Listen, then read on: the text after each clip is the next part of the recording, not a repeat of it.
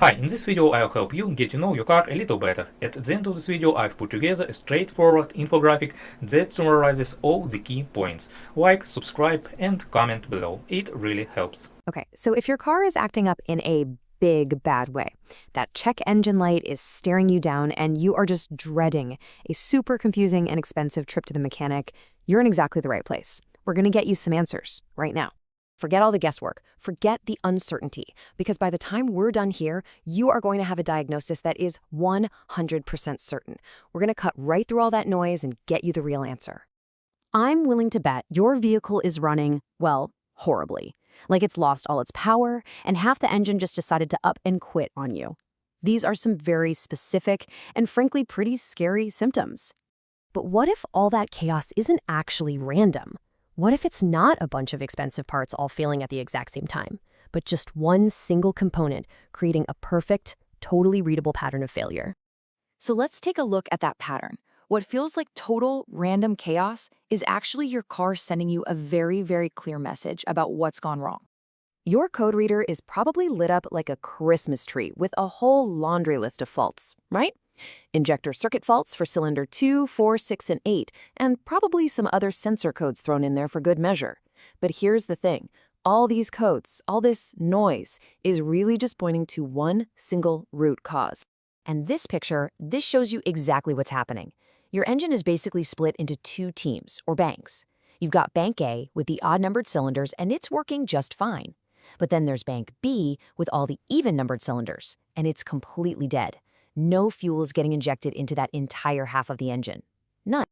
Okay, so let's just think about this logically for a second. What are the chances that 4 separate fuel injectors would all fail at the exact same time? It's pretty much zero, a mathematical impossibility. And why would it only be the even-numbered ones? That's just too perfect of a pattern. Wiring and grounds, they don't fail in such a neat, organized way. The only single thing that connects to and controls all 4 of those injectors as a group is the car's central computer. So what is this single point of failure? Well, we need to have a little chat about your car's brain.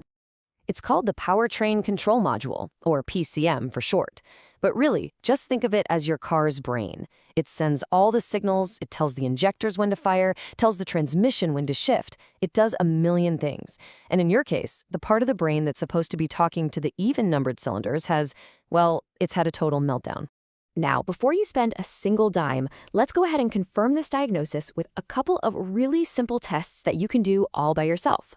The first, and honestly the easiest check, is what we call the tap test. First, you gotta find the PCM. It's usually a metal box, either in the engine bay or tucked away behind the kick panel on the passenger side.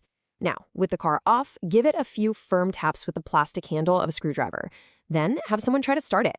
If it magically starts or runs better, even for a second, congratulations. That's a 100% confirmation that the PCM has failed internally. Okay, so if the tap test didn't give you a clear answer, it's time for a quick visual inspection. Unplug the module, take it out of the car, and use your senses.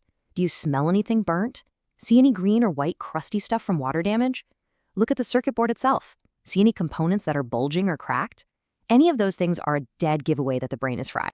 All right, so the diagnosis is confirmed. What's the treatment plan for your car's brain?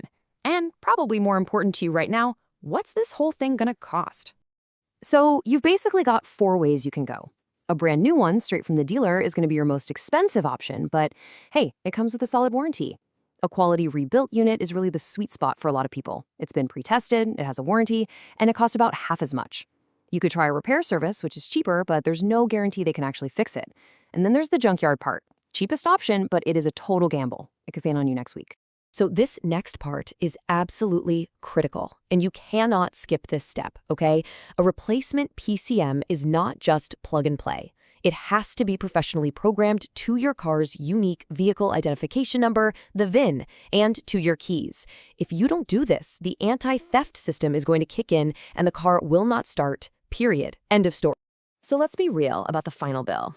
When you add up the cost of a good quality rebuilt PCM, plus the labor to install it, plus that critical programming fee, you should expect to pay right around $1,250. That's the real-world cost for doing the repair the right way. Okay, you have the diagnosis, you know the cost. Now it's time for an immediate action plan. Here is exactly what you need to do in the next hour. First things first, do not drive the car. You're just dumping raw, unburned fuel into your exhaust, and you're going to destroy your very expensive catalytic converters. Call for a flatbed tow truck. While you're waiting for it to arrive, get on the phone, call some repair shops, and ask them one very specific question. Can you replace and program a PCM for my vehicle? If they say yes, your next question is, great, can you give me a quote for that exact job? Now, when you talk to the shop, you are going to be in control. I want you to show them this exact message on your phone. It tells them the precise symptoms and the most likely diagnosis.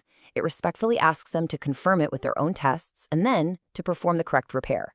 And most importantly, it tells them what not to do. Don't even think about trying to sell you new injectors, a fuel pump, or a wiring harness. And that brings us to our final and maybe our most important point. This is about the huge financial risk of ignoring this clear evidence and just letting a mechanic start throwing parts at the problem. Just look at this. A shop that doesn't recognize this classic pattern might guess it's the fuel pump. That's $1,200 down the drain and your car is still broken.